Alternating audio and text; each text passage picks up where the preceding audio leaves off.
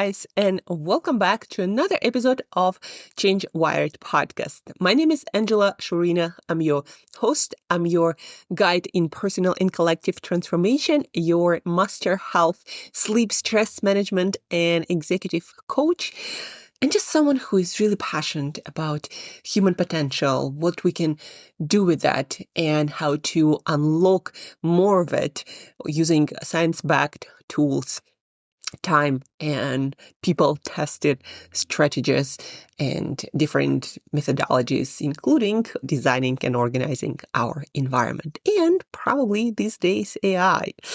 Today, guys, we are focused on stress management, specifically on a whole range, a four-pillar stress management framework, a whole range of stress management tools that not mentioned that often. You see, stress is a physiological phenomenon, but it's also a psychological phenomenon. And the way we think about certain situations in life can stress us more than those actual things. And depending on how we think about different stressors in our life, they're going to stress us out more or less. And because of that, we're going to deal with life either more or less effectively. And today, you're going to learn how to combine and use different tools that are in the sort of realm of our biology, how to control your biology for better stress management, how to manage your biology. It's in the psychology part, how to deal with your emotions through cultivating a certain kind of internal dialogue. And also, it's about designing our environment and using certain experiences to help us relieve and manage and unload stress a lot better physiologically and psychologically, right? Human are what it's called biopsychosocial creatures. And things in all of these areas, biology, psychology, and our environment and our social life, affect how stressed we are, how chilled or relaxed we are, and how we deal with different challenges that life throws our way. And so today, it's a stress management toolkit that is more complete than what you usually would get in a workshop or reading certain article. And by the end of this podcast, you're going to have a whole range of tools. And my assignment for you is going to be to try out different tools for different situations and see what ultimately works for you. Because what stress researchers all agree on is that there is really good research confirming the effectiveness of the tools that you're going to learn today, all of the tools. But the toolkit that works the best for you in a very specific situation is going to be either slightly or a lot different than what works for somebody else. And the best way to figure out what works for you is to actually try it and experiment with that. So let's dig into that. The first is the physical side of stress. When you learn to release stress physiologically, you also release a lot of it psychologically and emotionally.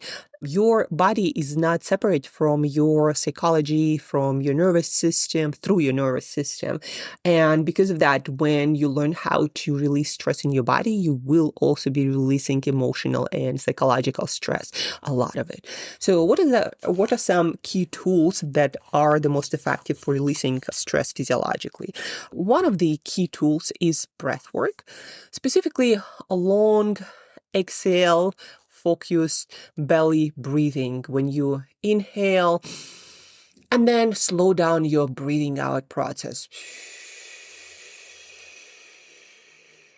And you do it for 3 minutes, for 5 minutes. I usually recommend doing no less than 5 breath cycles, just really slowing down your breathing. And that's the whole idea, is to make your exhales and the rate of your breathing a lot slower. And that would help to change the state of your nervous system from fight or flight to rest and digest, and all the recovery processes getting activated.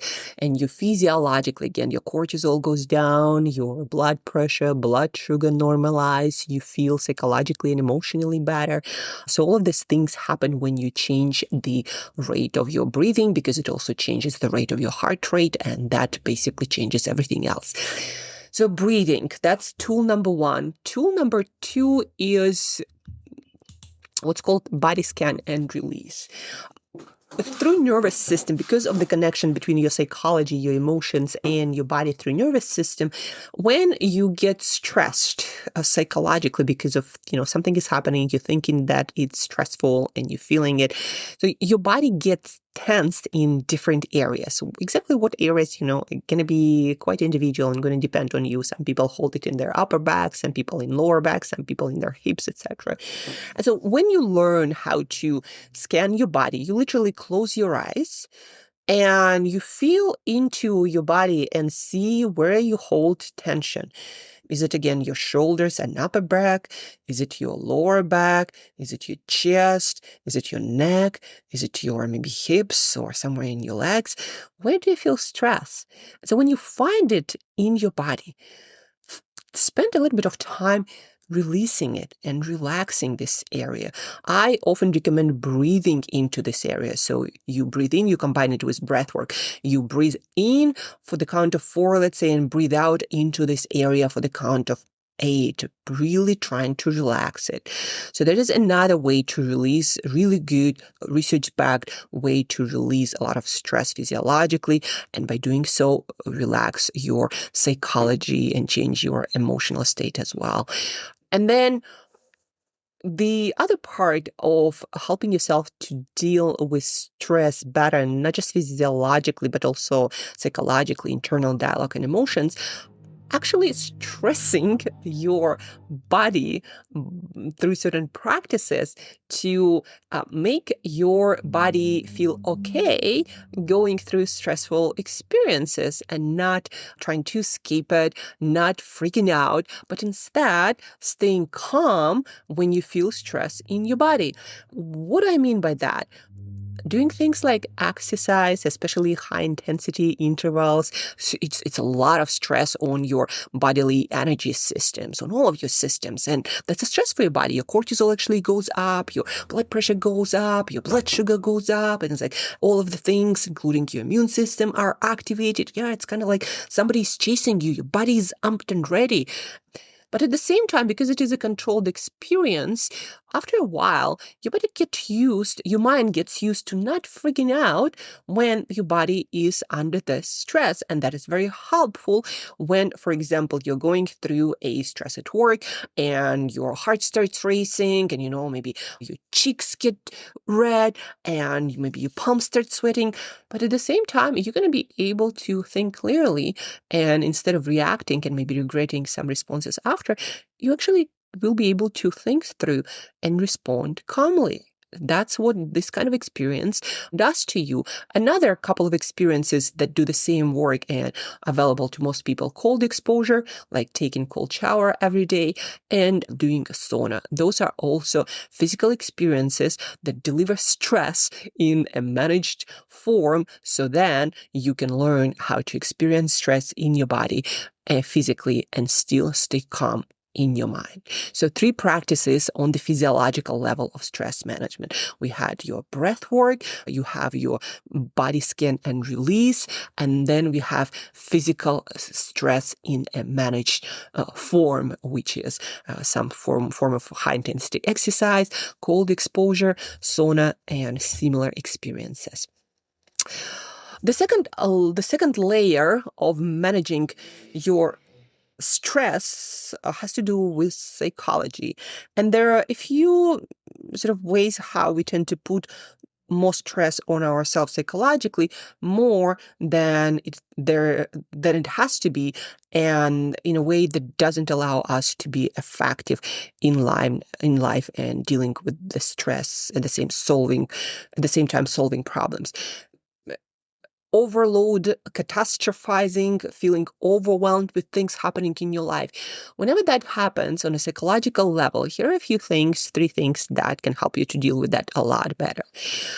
Number one, fear setting. Whenever you're going through a situation, and I learned this tool from Tim Ferriss, look him up, very fascinating individual, and he popularized this exercise, which is actually used by a lot of psychologists, therapists, and different people dealing with anxiety and overthinking things.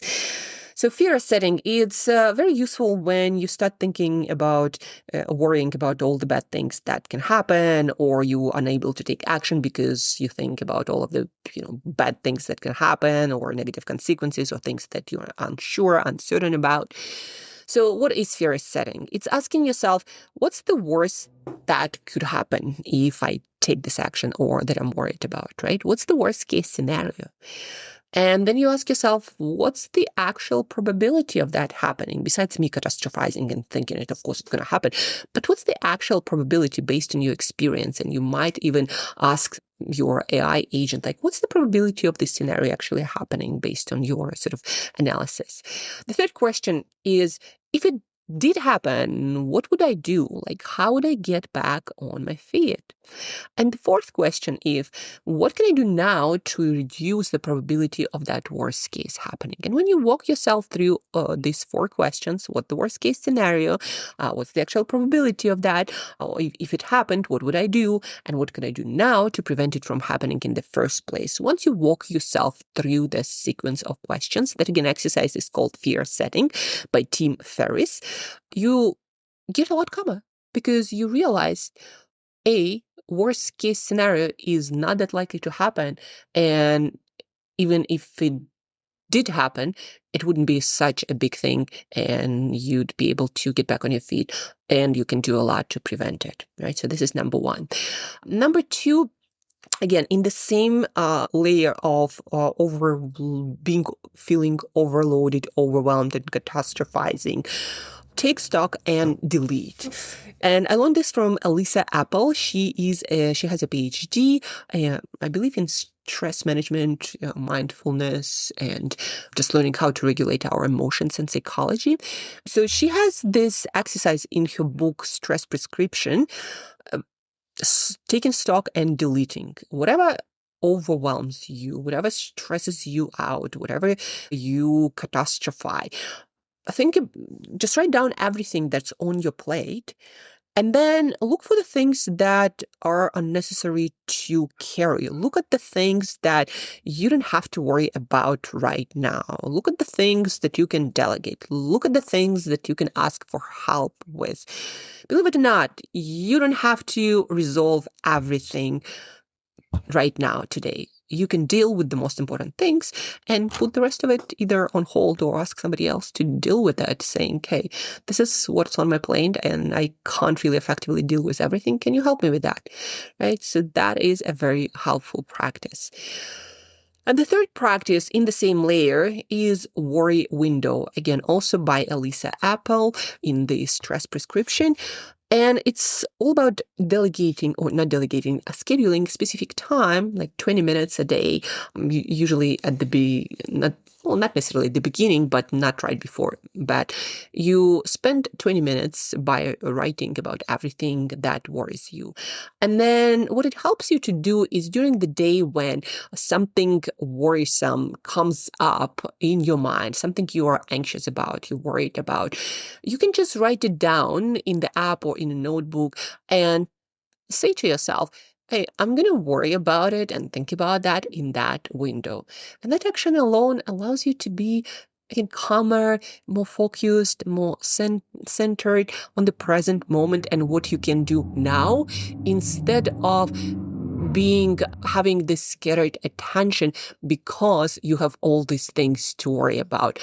Believe it or not, again, when you dedicate a specific time every day for the things that you worry about, the rest of the day, you're actually going to be pretty calm and focused.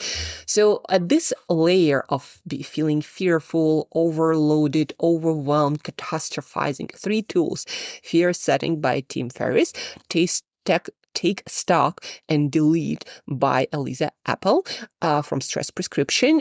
Like, you don't have to carry everything that you feel is on your plate, at least not all at the same moment. And then Worry Window, dedicating a specific time window, like 20 minutes every day, to think through, and worry about things.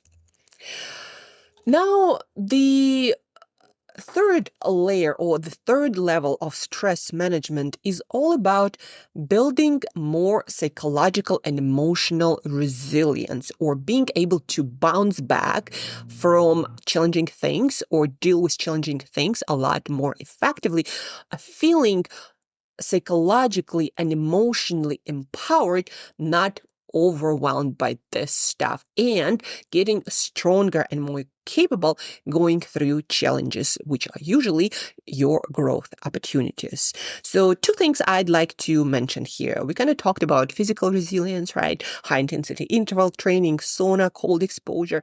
And in this layer, we're talking about reframing, changing how you think about challenges and stressors on your plate. 2 tools. I've got this. So this is also from Elisa Apple and the book's The Stress Prescription. And the reframing is all about when you think about a stressor, a challenging situation that is happening or about to come up in your life. What you do is you stop and you think through and make a list of all the hard things that you already overcame in your life. You literally write it all down, of all the things you thought that you couldn't handle and you did handle, on all the stuff that came into your life and you were able to live through it. You are alive today. You went through a lot of hard stuff, and I know that with 100% certainty. So how about focusing your brain on that and understanding that in each case, when you're faced with a challenge, it feels impossible and you somehow still do it. And again, looking into your history, not trying to bullshit your brain, is the best way to create the sense of certainty that, yes, I've got this. Right. And you also remembering that there are people that you can ask for help. And there are, again, all the other resources that you haven't thought about. So you've got this, like no matter what, you've got this, and you'll be able to move through just like all the other times you did before. So this is tool number 1. I've got this. Tool number 2, I get to do this. What I mean by that is very often when we are presented with a work challenge, or we are presented with challenges in our personal lives, like we need to take care of our families, or we need to do something for our personal self-care, we forget that that it's an opportunity to be able to be useful either to other people or to yourself, or to have this challenge at work that's going to grow you and going to open up so many new opportunities and doors for you. It's a growth opportunity. Like, you get to do this. You get to be alive. Every Friday we go and hike a mountain. I used to be a little bit on a lazier side. I'm like, oh, I have to do this again. And then I realized, so through watching some documentaries and people who are not able to even walk, and I'm like, I have all my capacities and I can freaking hike a mountain every single day if I want to. What a beauty it is, right? I get to do that. So that completely changed my experience and helped me to lean in and get stronger and challenge myself more while hiking that mountain, feeling really, really good about that. So 2 tools to build psychological resilience, or your ability to bounce back from challenges and handle them more effectively without them stressing you out, but instead feeling empowered that you can take them on. The first reframe is I've got this, thinking about all the hard things that you overcame, thinking about all the resources and people you can ask for help, right? You've got this. You've gone through stuff like that. And then I get to do this. You don't have to do anything, but you get to do challenging stuff because you are a capable human. So these are 2 fundamentally transformational tools that will help you to transform your psychology, which will transform your biology and your emotional state. And the stressors will make you stronger without stressing you out all that much. And the last but not least are the environmental and essential tools that help you to unload stress, release stress.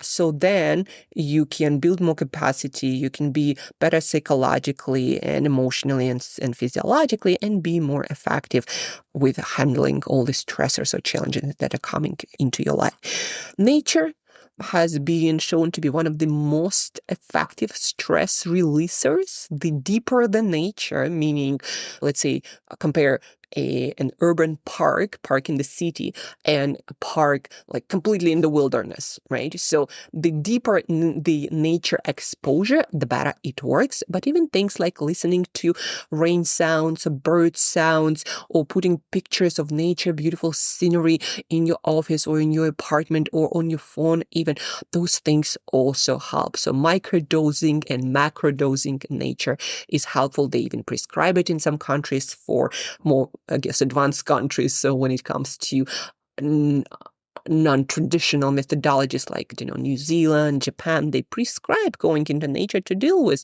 or prevent burnout, anxiety, overwhelm, stress, worry, etc. Right? So nature, number one, including animals and plants of all kinds.